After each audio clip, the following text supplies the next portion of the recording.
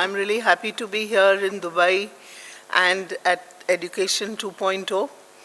It was a pleasure listening to so many renowned educationists speak over the last 2 days. So thank you for being here this morning.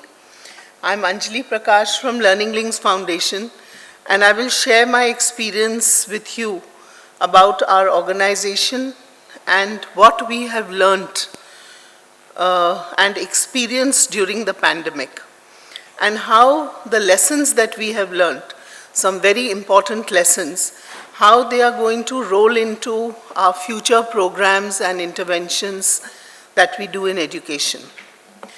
The topic today is about learning and how we have decoupled learning from schools over the course of the last 2 years.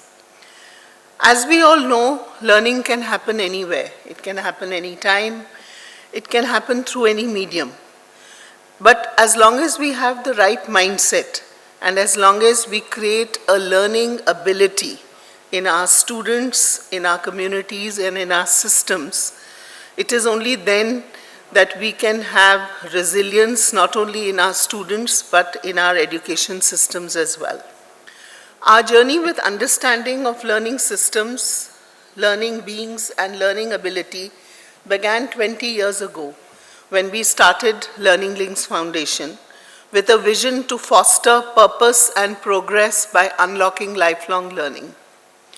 Our experience in education, our team's experience in education, and all the work that we've done to understand the impact of what it does to a child, not only in India, in Asia, in Africa, showed us that learning outcomes, the success that a child gets in school, and the subsequent ability of human beings to contribute positively to society and the world is not dependent just on learning outcomes.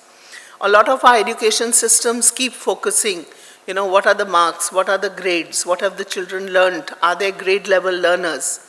But we see that the ability for human beings to continue to learn, to be able to continue to evolve, and to have that learning ability, that learning gene within them, that is what makes them successful in their lives. And that is what really we do at Learning Links Foundation, to unlock that learning gene in all human beings. We were founded in 2002, so we are 20 years old this year, and so all the more happy to be here at this conference. We have 4 basic pillars under which all our programs are clustered. The first and the most important one is education solutions, where we actually work inside schools. The Learning Links team has people who work in government schools where a lot of underprivileged children go to and help make the learning experiences better. The second is technology and innovation, which I'm personally very passionate about.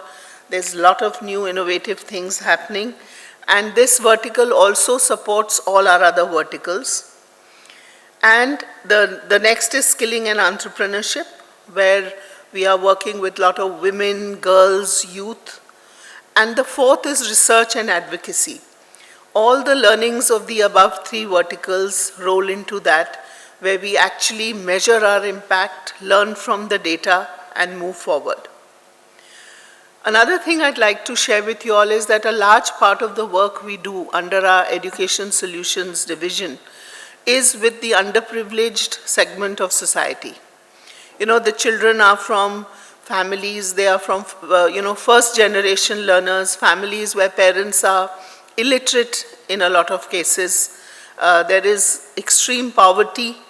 So this is the background of the children who we are trying to work with and give a chance at life through better education. So when the pandemic hit us, and schools shut down, what did we do? What does school closure really mean, especially for a child? And what is it for the schools to close? What happens? What really happens? Of course, learning gets interrupted, and especially for these underprivileged children, The children who are in the cities, who have access to much more, they had various options to go to. But the underprivileged children have much, much fewer or none at all. So learning definitely was disrupted for them. The second thing that we noticed was it wasn't only about learning. It was about even nutrition. We realized in India, across India, the government provides a nutritious midday meal to students. And when schools shut, these children were denied that one meal, which was, in most cases, the best meal they got. So that was another understanding that we learned. And then there were the teachers. The government school teachers, we have very well qualified teachers across these schools, but they were under great stress. It was the first time they were sort of shaken. They didn't know what to do. There were no children they could engage with in a closed classroom where they were, in an authoritative position.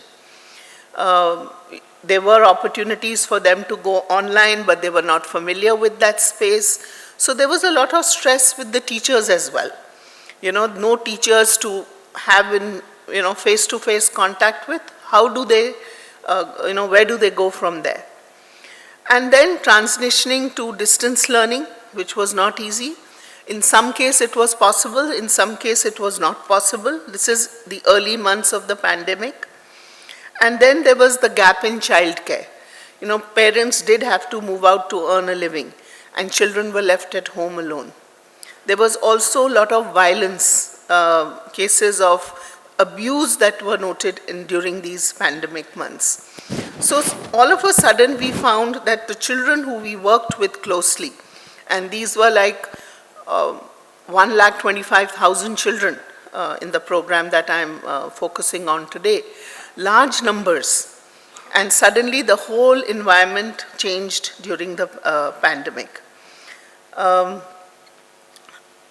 also to share that parents were also struggling. There was loss of family income. That led to its own share of problems. So in this kind of scenario, we thought, what are we going to really measure? Are we going to continue in our old way and say, these children need to continue achieving XYZ grade level competency? It was that really struck us, that what next? As an organization, we, dealt with the impact in multiple ways, but just to share with you what this impact meant, not only in India, but globally.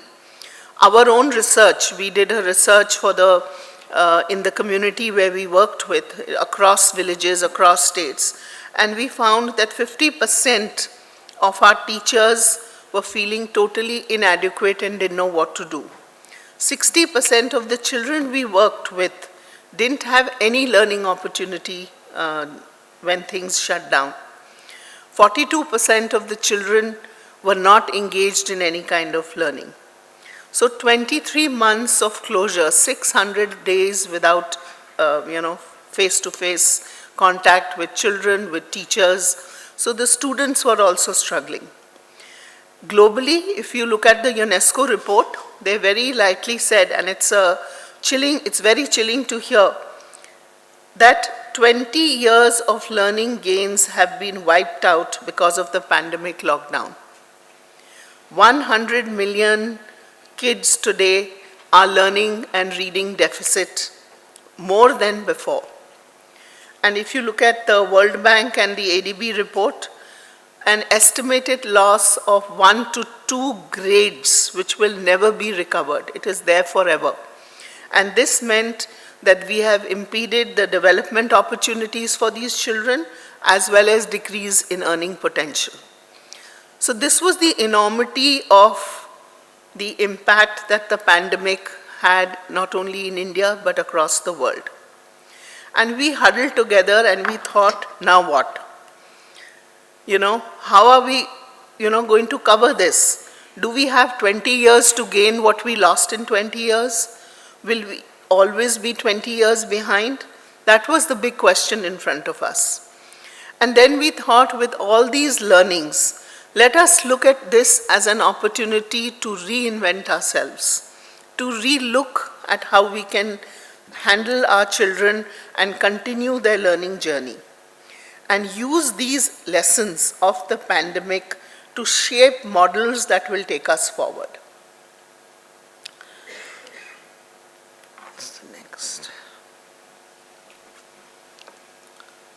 So as a strategy, we definitely decided that we will focus big time on anywhere, anytime learning, because that's where the children were. They were not in one place, they were not in a school. Very often they were not even at home. They had moved to their, further down to their hometowns or places where some relatives were there to support them. So our approach was that let us go find the children we have been working with and do what it takes to connect with them and to engage with them. And it wasn't about learning. We said, let's forget learning for now. Let's see if these children are safe, they are healthy, they are happy, and then only let's start engaging them in activities that are relevant to them. And I think this really worked. This first step that we took has stood us good. And even today when schools have opened, I have told all my teams, don't rush to start measuring whether they know math or English or language. Just love the kids first. Let them feel safe. Let them enjoy themselves. Let them feel that connect with the school and learning. And if we can achieve that, we are very sure the learning indicators will move. So that is the methodology we took. And our teams really went out, found the children, connected with them through telephones to the village panchayats. They left no stone unturned. And then started working with them. Different models, maybe WhatsApp, maybe Google Meets, maybe Microsoft Teams, or where no technology was there, just worksheets, workbooks, assessments, simple micro-teaching learning modules were used to engage with the children and to prevent that huge learning loss to be minimized. And we found with our small assessments that this was really working. You really reach out to children, involve them, and give them modules that are actually aligned to where they are, which are non-threatening. And they were happy to engage with us, just they had the time, they were sitting at home. It was a great feeling for them to feel connected with us.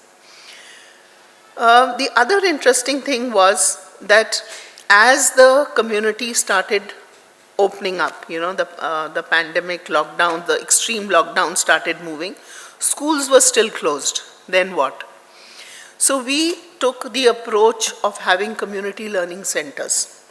Another learning that we have planned to carry on even today and going forward. And what was really interesting was that the whole community got together to support this. We had amazing response. We had the village priest open out his temple. We had the panchayat open out their halls. We had people who had larger living rooms offer them to us. We had open spaces that we were using. The school management committee gave us wedding halls to do classes. Because we were trying to follow the COVID protocol, we needed more space. And for every cluster of schools that we worked with, we set up these community learning centers. And children could come there, feel safe, engage, have face-to-face interaction. Wherever we could install some technology, we did that. If there was no technology, we managed without. But it was a great experience to see the response to these community learning spaces.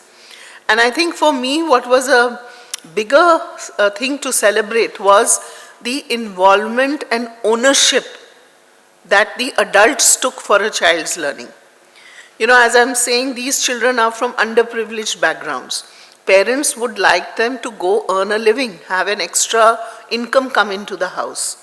So to involve them in the learning and education of a child through these community initiatives, for us was a big win. and I feel is here to stay. What we could not achieve in so many years, parents would send the child, okay, go and have a midday meal, or get taken care of while we go to work. It wasn't about learning and education. But now, parents, mothers, grandparents actually came along with the kids to the community centers. And they were singing nursery rhymes with them, learning with them, and feeling proud of what their children could do. So this was a big win, which is here to stay, and a learning that we are going to take forward. And then even as India is a large country, some states opened up, some continued. It was always toggling here and there depending on COVID. Even when they came back to school, the first thing was, okay, let's measure where the children are. What do they know? Let's quickly start teaching them. Again, we used our learnings and said, no, that can wait. Let's first engage with the children. Let's understand where they are coming from. We also noticed the attention span had decreased tremendously. So, activity-based learning, small learnings that we have, which we have packaged now into our new models.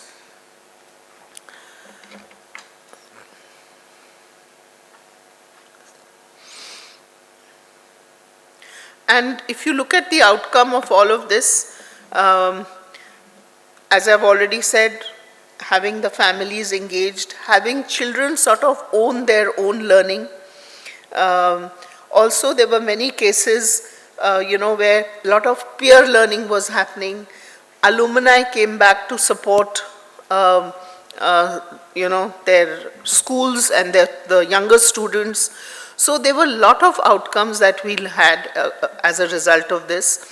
Also working with parents and community on other well-being practices, COVID prevention, etc., etc. All of that really worked well for us. If you look at the impact, we are an organization that relies heavily on data. We couldn't resist measuring along the way. It's important to learn and recalibrate our interventions based on what we see. We saw up to 10 to 15% improvement in learning outcomes, because we'd done those small lessons with them along the way. This was a big, cause of celebration for us. We also had no dropouts from our community, 70% of our communities. This was the time where parents said, let the children go out and work. It's okay. Or let them stay home and look after the younger children. But because of the engagement throughout the pandemic, they were okay to send them back to school. 15% increase of children into our programs. This was another surprise for us, because in a school where we were working, say, with 100 children, we suddenly had 120, and we said, where did these kids come from? We realized that the affordable private schools had shut down.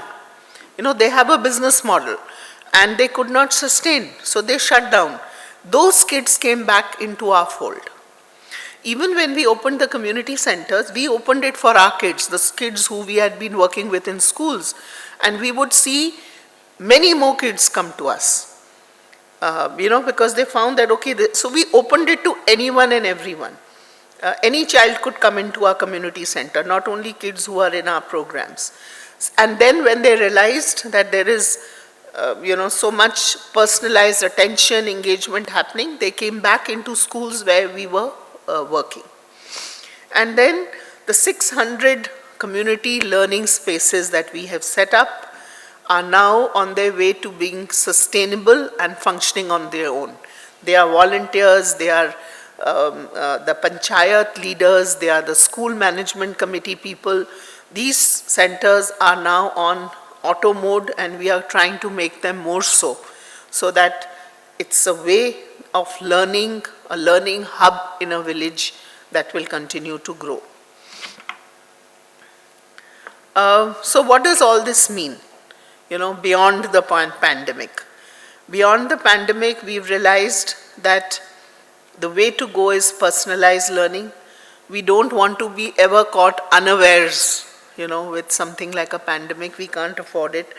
So definitely community centers, as I said, it was anywhere. It was no longer in the school. So you were not bound by a physical space. You could study at home. You could study in the community space. That was there. You could study through your worksheets, your assessment sheets. You could go digital. And what we found from the beginning of the pandemic to the end, that there was so many parents with such small incomes yet willing to invest in technology, get that extra phone into the house so that their kids could continue learning. So that was one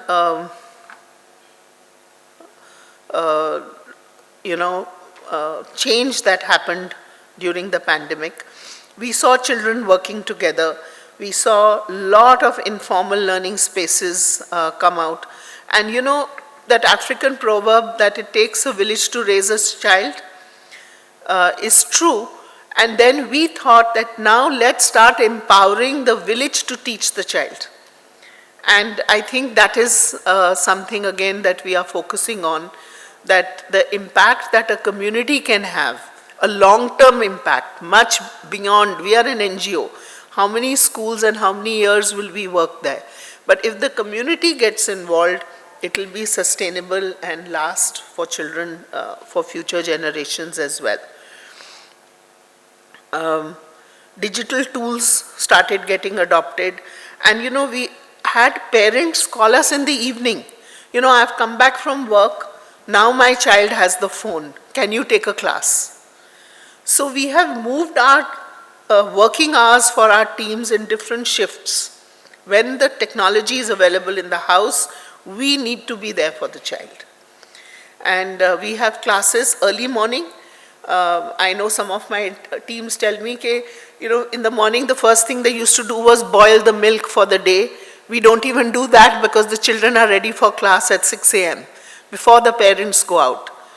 And in the evening, when they come back from work, the parents, we start getting calls. When is the class starting? So these are one-on-one classes. These are group classes. If you are there when the child needs you, they will learn. They will be addicted to learning. And the learning gene gets, activated for these children. And it is that what we are very passionate about, if we can have them learn for life.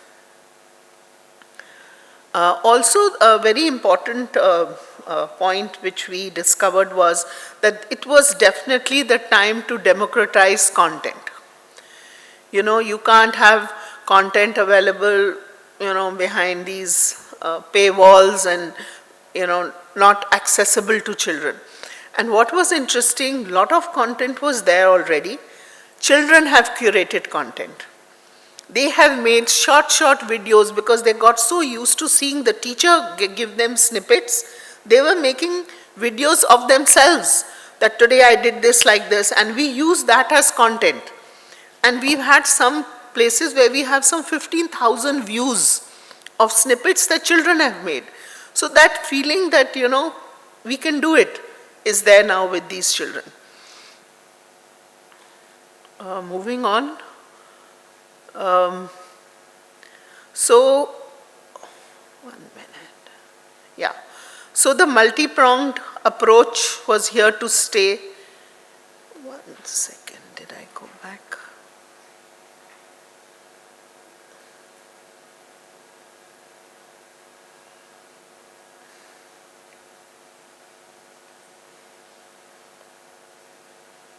Okay, just bear with me a moment.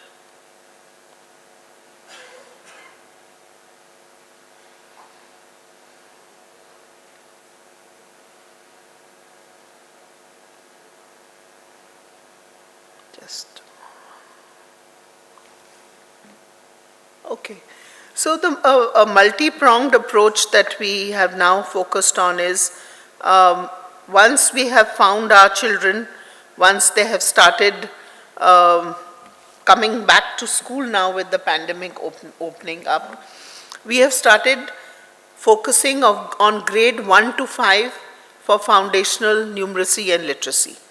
We are trying to make sure that every child can read, write, FLN is our focus. This is also as per our national education policy. Definitely along with them being safe, well, getting a nutritious meal, definitely. But that is our focus, and we are measuring ourselves on that. That every child by the end of grade 5 can read, write, and confident to be a good learner. Moving on to the next set of grades, definitely there are children even in grade 6 who have not attained FLN.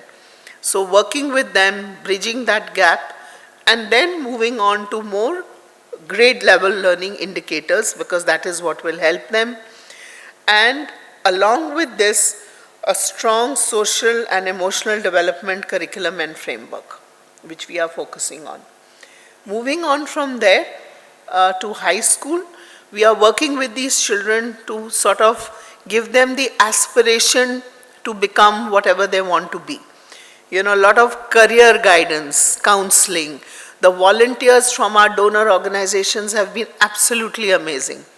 They have spent hours and hours with children, giving them ideas and exposure and being role models for them. Because you must understand that a lot of these children had no aspiration, you know, many times. You ask them what you want to be. I remember visiting a school and asking these little girls, and they just didn't answer. And today if you ask them what they want to be, they say, teacher, I want to be a cop, I want to be a scientist, or I want to open a tailoring shop, whatever. So or I want to go to an office. They want to wear trousers and tucked in shirts with a belt and go and work in an office. So the aspiration of these children has changed, and that is what we want to nurture, because parents are ready to pull them back and let them go in to do any kind of work, whether it's work in the field or any daily wage job to increase, the family income. So this is the multi-pronged approach that we are using. It's a data-driven approach where we are measuring ourselves on key indicators, grade 1 to 5, 6 to 8, 9 to 10, so that they get started, beyond that.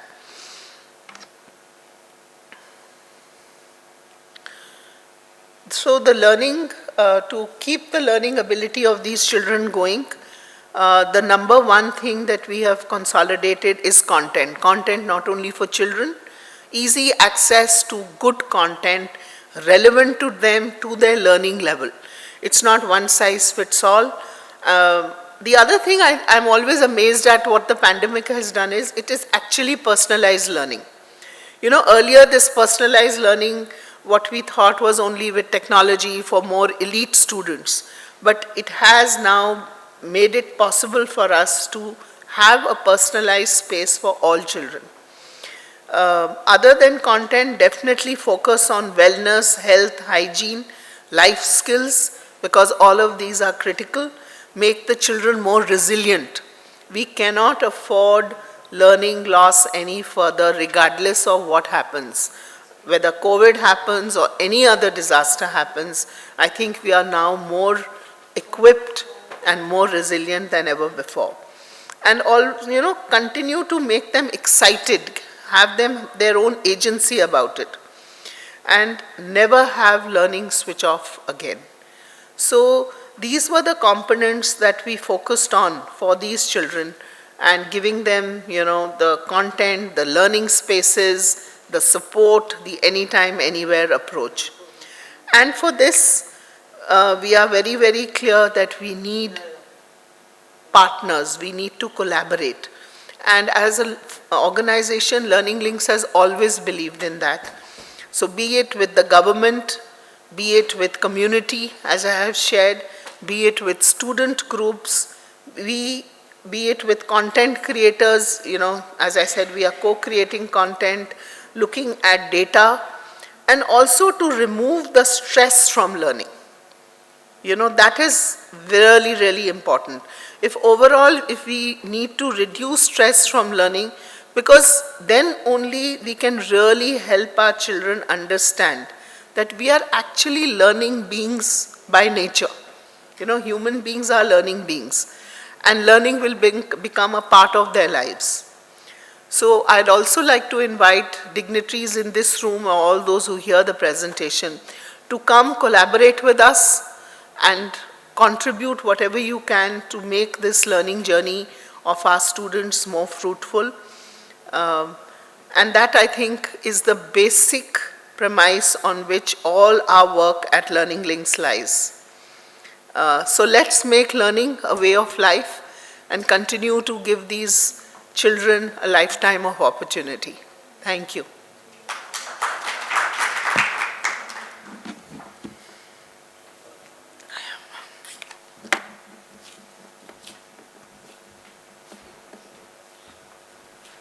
Thank you, Dr. Prakash. Do we have any questions for Dr. Prakash?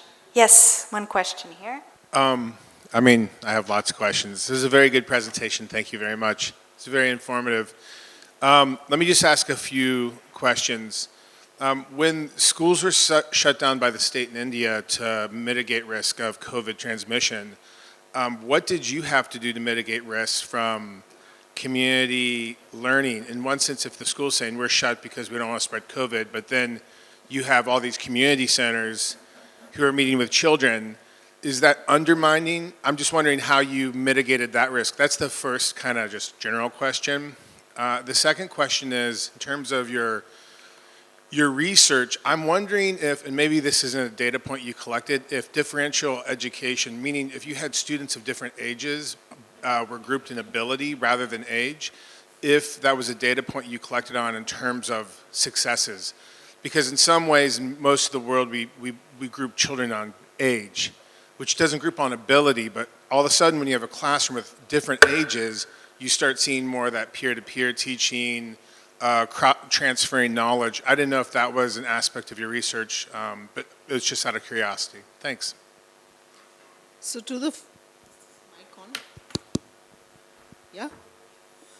to your first question, when schools shut, we actually first tried to use the school premises for learning spaces, but we weren't allowed to do so because there's a lot of protocol around opening a school, the safety, security. The principals didn't want to take that on, and it wasn't mandated by the government for them to do so. So we looked at alternatives, and they've sort of flourished very well. That is how we worked. We kept them all informed along the way. We invited the teachers as well to these community centers. Some came, some didn't, but we had our own team, so we carried on. So that is one answer. Regarding the data that we collected, we really believe in collecting data. It may not be as cohesive and structured during these 2 years, but multi-level classrooms or the community space had children from grade 1 to grade 10. And the first attempt, we have learning materials as per learning ladders. So to gauge where the kids were and then work with them from that. So the groups were definitely not clustered with age. It was where the kids are in their learning concepts and where do we want to take them step by step. And what really helps is when you have graded learning materials ready with you. And these are all in the local language. India has so many languages. We have it ready in 9 languages. And so you give the child the material as to where they are and gradually build them up. In one of our interventions, we distributed 56,000 workbooks right to the child's doorstep. And it was so fascinating to see as these children completed the workbooks, the parents would upload the pictures on WhatsApp. And we would tick them, give them stars. So what I meant was these small learning snippets, these micro things that we did really worked. And there is a clear data is showing that children who we worked with, and it's a huge number. It's, as I said, it is 1,25,000 kids. When they have gone back to school, they've picked up much faster. Their assessments are showing, as I said, 10 to 15% better than all. There have been no dropouts with these children. They wanted to get back. So I think we are on the right track. And whatever we have, I'd love to share it with you. Thanks. That was fascinating. So, one question I have is, how were you able to engage the government school teachers at all, or and if you did, how? So initially, no.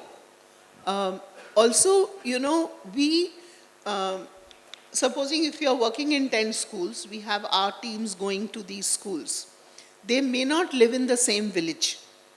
We quickly redid for our own teams. We have 900 people working on this program. We quickly redid their place of work. We made it the village where they lived. So even in the case of government school teachers, a lot of them don't live near the school where they teach.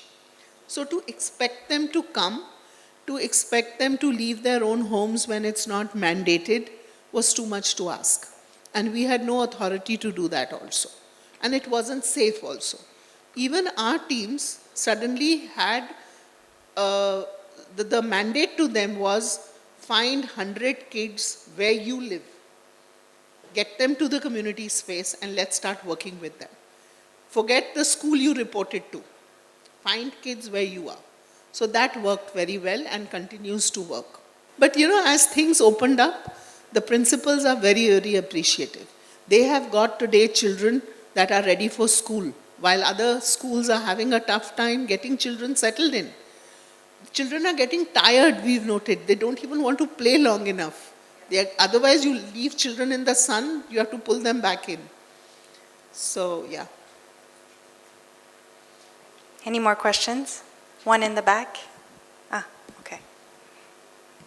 We'll get to you. It's fine. Thank you. So this seems to be a very great activity in terms of covering a large masses of students. And mostly what I see is towards the underprivileged or those sectors which are not having access to good education, good quality education. So how are you funding this activity, and how are you ensuring that apart from the content, we could use the technology for these children, because children are very, very adaptive to technologies today. And the way the digital skills are emerging right now, they need to be learning more about artificial intelligence, blockchain, or maybe robotics, and they have skills with them. So how are you funding this entire activity, and how is that coming as a support, and what would you like to do for these children, especially to make them really future ready? So that's a very good question. In terms of funding, we are a not-for-profit. We rely on partners and donors, and they have supported us through this pandemic like never before. They increased funding for us in many cases. They agreed to change of plan. As we recalibrated, they supported us. That is one part. I am a very passionate believer of technology, innovation. We have one of our very senior key donors sitting with us today from Dell Technologies. She leads countries in the region. And we also focus on that immensely. The government of India through Niti Aayog has set up tinkering labs, but these were all in schools again. I totally agree with you. Children need to have the skills and the opportunity of all what you said. And we do work intensively in that domain as well. A lot of these children who I've spoken about have had access to programs that were funded by donors like Dell Technology, where they have good resources, activities. There is a She Codes program for girl students, also from underprivileged schools. So, but during the pandemic, we focused more. What I shared with you was our education solution work that we did. We are equally passionate about innovation and every child having a cutting edge with technology.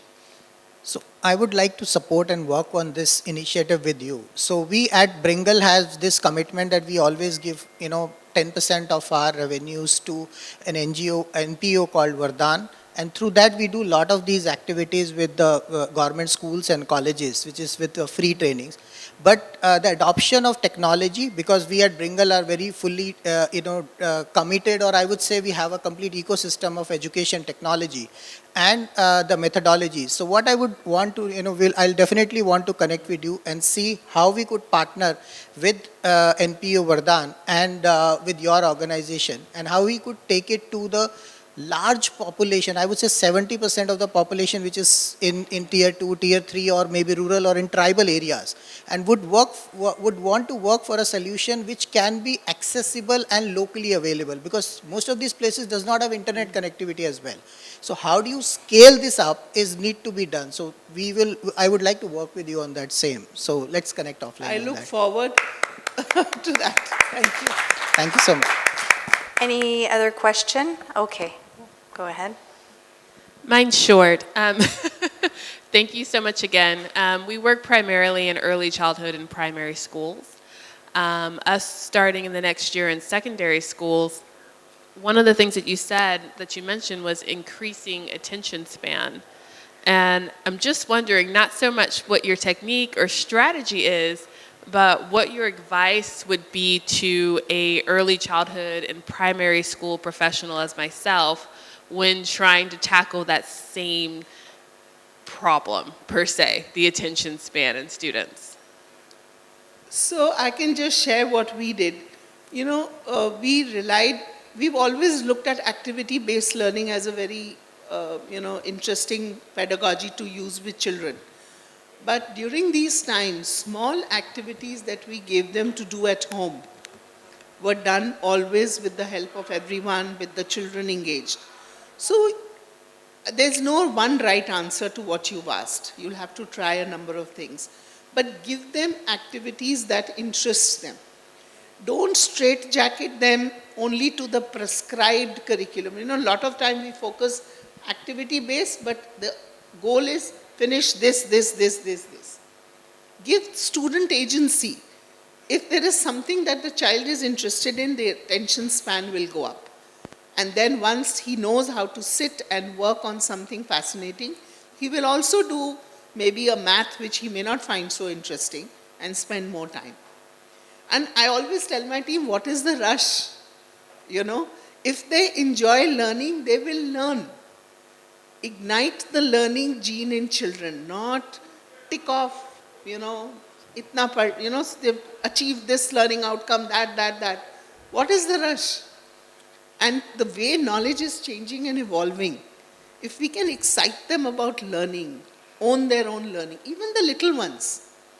So I feel give them snippets of things which they enjoy, you'll find them spending more time on it with focused attention. Thank you.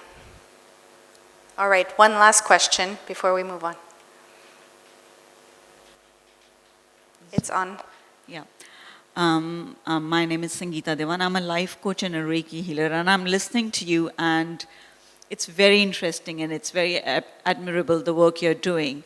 My question is that we generally focus so much on children, and what I have seen as a parent and as a teacher as well, that what do we do about when teachers are stressed, when parents are stressed? Are we tackling that? Yes, we are counseling children and they're going through a difficulty. Should we have a little bit focus on, because as a parent, I know when I am stressed, I pass that stress down to my children. It's going to happen very naturally.